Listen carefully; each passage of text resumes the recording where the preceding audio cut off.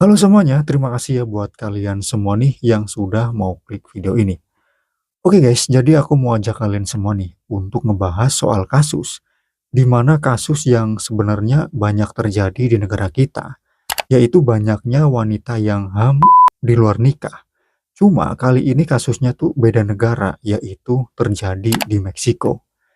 Jadi ada seorang wanita yang di luar nikah, sedangkan usianya tuh baru menginjak remaja. Tapi si cowoknya ini justru kayak nggak mau tanggung jawab, mau enaknya aja. Dan si cowok juga punya masalah sama keluarga cewek ini. Jadi emang bener-bener kasus yang sangat rumit. Sampai-sampai ibunya wanita ini turun tangan dan nekat ngebunuh si cowok ini guys. Karena saking jengkel dan gedeknya, jadi dia tuh nekat melakukan semua ini. Tapi polisi justru kesulitan menangkap ibu ini. Sampai-sampai kasusnya tuh berlalu hingga 1 tahun lamanya dan baru bisa tertangkap. Itu pun karena pengakuan anaknya. Kalau anaknya nggak ngaku, nggak bakalan tuh ibu ini masuk penjara. Oke lah, daripada penasaran soal gimana kasusnya, yuk langsung aja kita bahas. Elizabeth Baldonado adalah wanita asal Meksiko yang berusia 17 tahun. Ia merupakan anak kesayangan dari 3 bersaudara. Kakaknya bernama Gilbert, Elizabeth anak nomor 2, dan adiknya yang paling bontot bernama Angelo.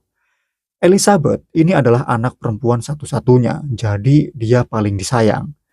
Suatu ketika, dia itu berkenalan dengan seorang pria yang bernama Joshua J. Rawis. Usianya lebih muda 1 tahun, yaitu 16 tahun.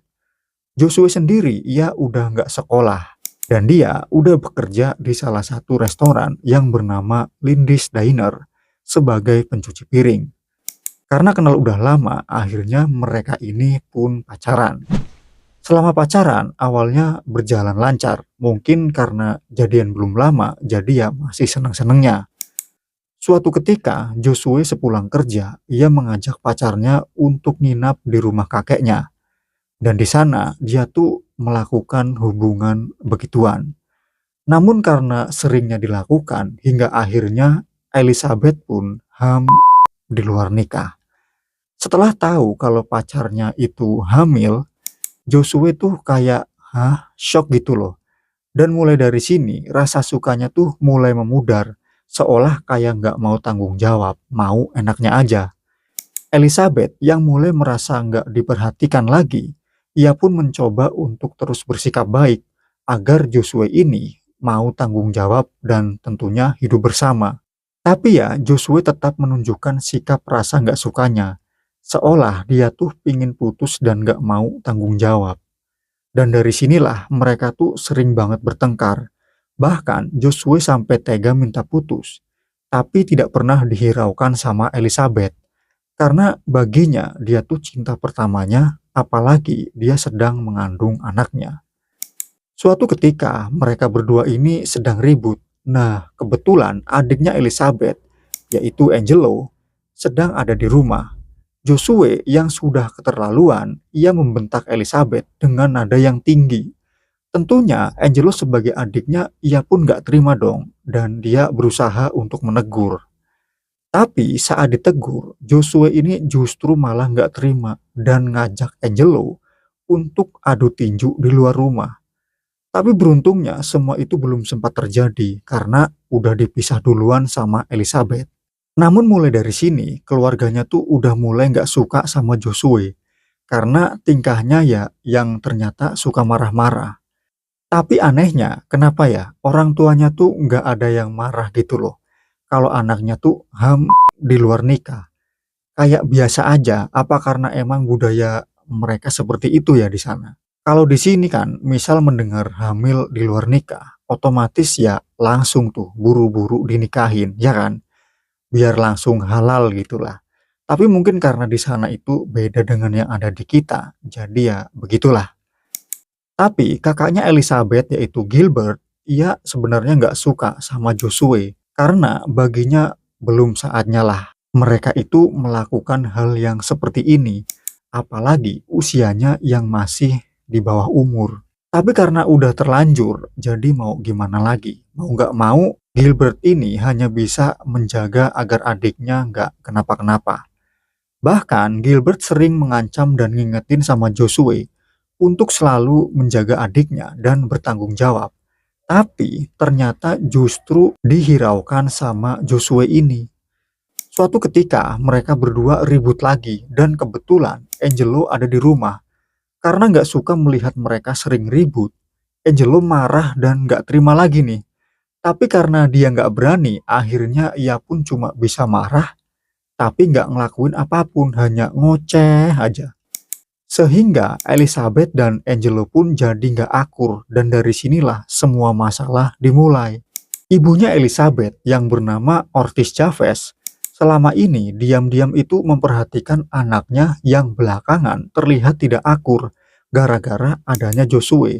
Ujar ibunya kan, Joshua ini mau jadi keluarga. Kalau bisa ya yang akur lah, tapi ini justru malah sebaliknya. Bahkan ibunya mendengar bahwa Joshua akan minta putus. Padahal udah jelas-jelas Elizabeth itu sedang hamil anaknya. Sehingga ibunya jadi marah banget dan tega melakukan pembunuhan. Pada hari Jumat pagi, Joshua berangkat kerja seperti biasanya. Tiba-tiba, Ortiz Chavez di hari itu ia mengirim pesan ajakan duel ke Joshua menggunakan HP anaknya yaitu Angelo. Seolah-olah Angelo lah yang mengajaknya untuk adu tinju. Padahal semua itu adalah rencana ibunya. Joshua pun mengiyakan tantangannya dan menyuruh Angelo untuk datang ke lokasi di mana dia bekerja. Di hari itu, Elizabeth dan Joshua juga masih sempat berkirim pesan, tapi sudah tidak sebaik dulu. Intinya, Joshua ini minta putus. Di jam 11:20, Joshua pun berniat datang untuk memenuhi tantangan adu tinju. Saat dia sedang berjalan di sebuah gang yang ada di kota Albuquerque, dia tidak sadar bahwa dirinya telah diintai oleh seorang pembunuh yang menunggunya di sebuah parkiran yang ada di belakang tempat kerjanya. Dan ketika melihat Joshua, pembunuh itu langsung menjalankan mobilnya dengan pelan dan melepaskan tembakan. Seketika itu, Joshua pun langsung tersungkur dan meninggal.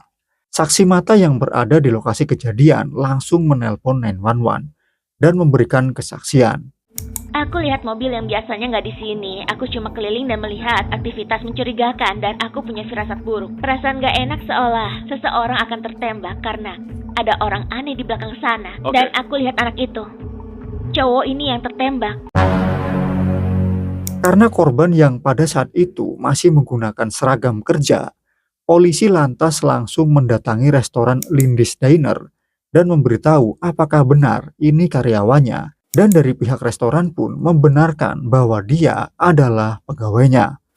Pihak restoran juga bercerita bahwa kakeknya Joshua adalah pelanggan setia di restoran itu.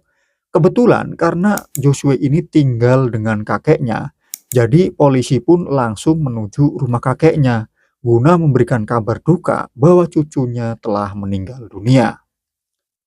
Saat diberitahu, kakeknya itu mencoba untuk tetap tenang dan tegar. Dan dia juga sempat bercerita bahwa cucunya tersebut akan memiliki seorang anak karena pacarnya sedang hamil yang bernama Elizabeth. Jadi dia itu cucumu, benar bukan? Ya. Joshua sudah meninggal dunia. Astaga, dia punya pacar di apartemenku dan Pacarnya sekarang ada di apartemenmu. iya, dia menelponku pagi ini dan bilang, "Hey, kakek bakal jadi kakek buyut sebentar lagi." Itu yang dia katakan padaku. Jadi Seriusan?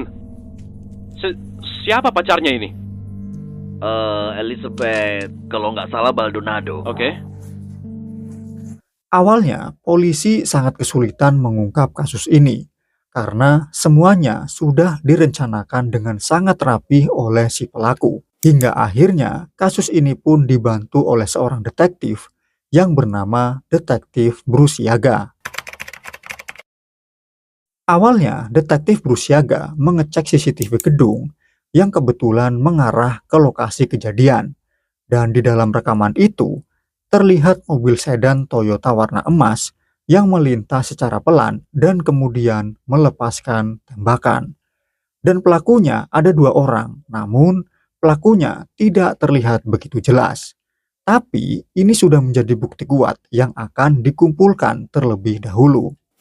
Kemudian detektif tidak luput juga menginterogasi Elizabeth selaku pacarnya. Elizabeth mengaku pada saat kejadian dirinya sempat berbalas pesan sampai jam 10 siang. Namun di jam 11:20 dia mendapatkan kabar bahwa Joshua telah meninggal.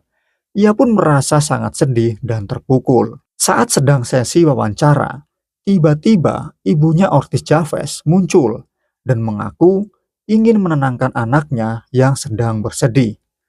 Awalnya obrolan biasa sambil mengumpulkan informasi dasar. Namun saat ditanya dia menggunakan mobil apa, Ortiz Chavez menjawab bahwa dirinya menggunakan mobil Toyota sedan yang berwarna emas. Hal ini membuat detektif langsung terdiam dan membuat Ortiz Chavez patut dicurigai sebagai pelaku penembakan.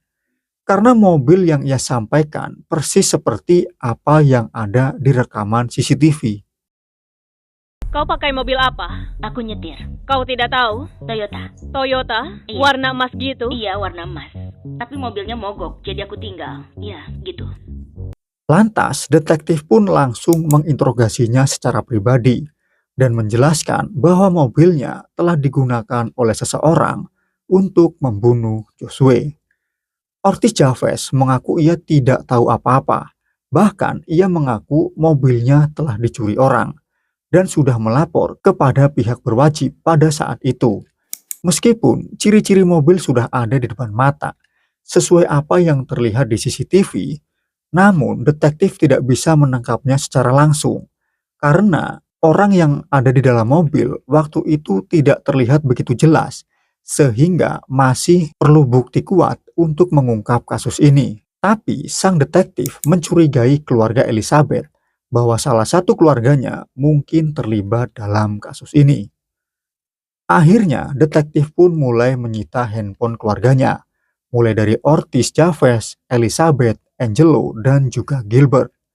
Handphone mereka semua disita guna untuk dilakukan penyelidikan lebih lanjut. Singkatnya, setelah diperiksa, ada percakapan di mana Gilbert yang sering mengancam Joshua, kemudian ada juga pesan ajakan adu tinju di luar rumah yang dikirim oleh Angelo. Sedangkan handphone Elizabeth dan ibunya itu tidak menunjukkan keanehan atau tidak ada yang dicurigai. Nah, dari sinilah detektif awalnya menyimpulkan bisa jadi pelakunya adalah Gilbert dan Angelo. Tapi apakah ini bisa langsung ditangkap dan dimasukkan penjara? Tentunya tidak semudah itu, tapi detektif langsung menginterogasi mereka. Namun apa yang terjadi? Gilbert memang benar mengaku bahwa dia sering marah atau mengancam Joshua, tapi tidak pernah melakukan pembunuhan. Sedangkan Angelo tidak pernah mengaku mengirim pesan ajakan tinju. Sedangkan sudah jelas bahwa di histori pesannya, dia itu pernah mengirim pesan untuk adu tinju.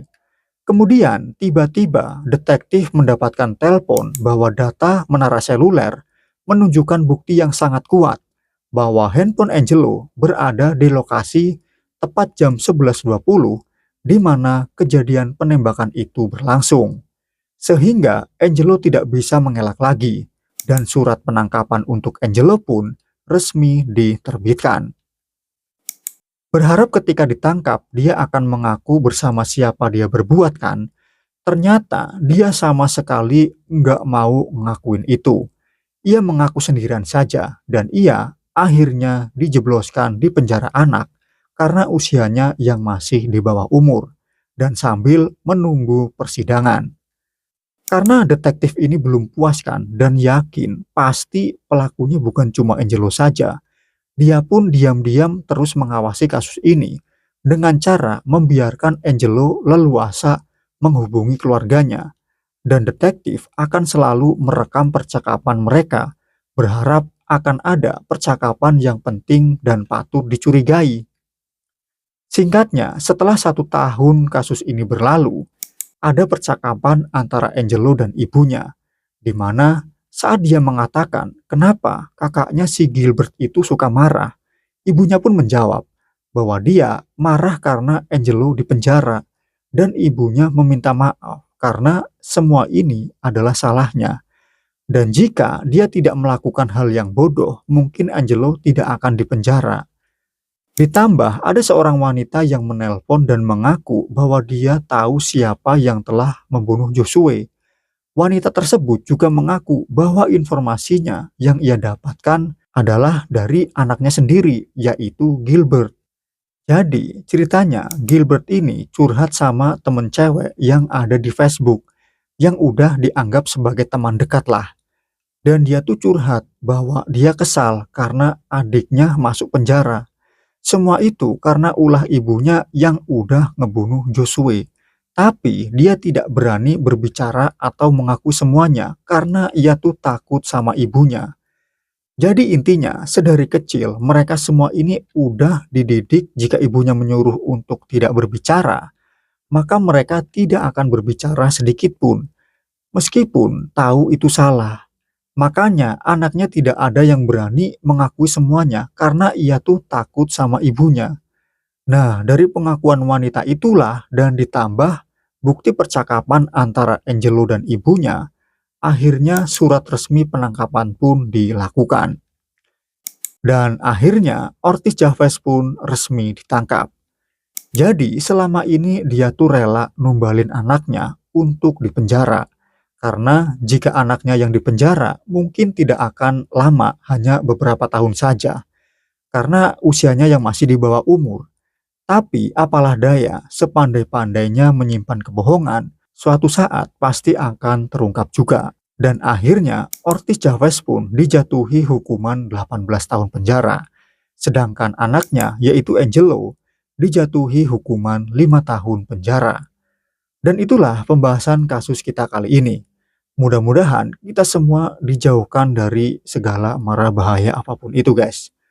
Oke lah, jika kalian suka dengan konten seperti ini, jangan lupa ya untuk bantu like, komen, dan subscribe channel ini. Oke, saya Andi, sampai jumpa di video berikutnya ya. Terima kasih. Assalamualaikum warahmatullahi wabarakatuh. Bye-bye.